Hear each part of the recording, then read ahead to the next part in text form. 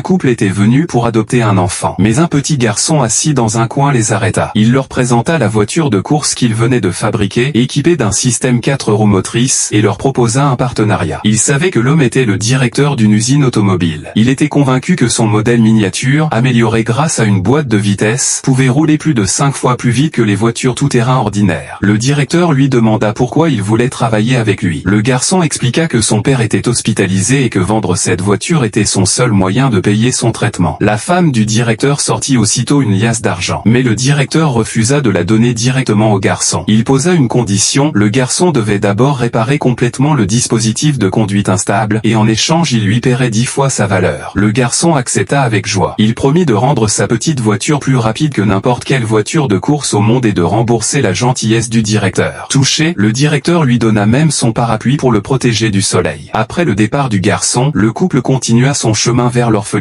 Mais en route, ils croisèrent le cousin de l'homme, boitant, accompagné de ses 2 enfants. Avant que le directeur ne dise un mot, le cousin tomba à genoux et affirma que sa jambe avait été blessée par une machine de l'usine, ce qui l'empêchait de s'occuper de ses enfants. Il supplia le couple de les adopter. Plein de compassion, le couple accepta sans hésiter, ignorant que cet acte de bonté allait les plonger dans un gouffre destructeur. 15 ans plus tard, l'usine automobile fit face à une crise de faillite sans précédent. Une série d'accidents causés par les nouveaux modèles avait secoué l'entreprise, pourtant réputée pour sa priorité accordée à la sécurité. Le directeur ne comprenait pas comment une erreur de con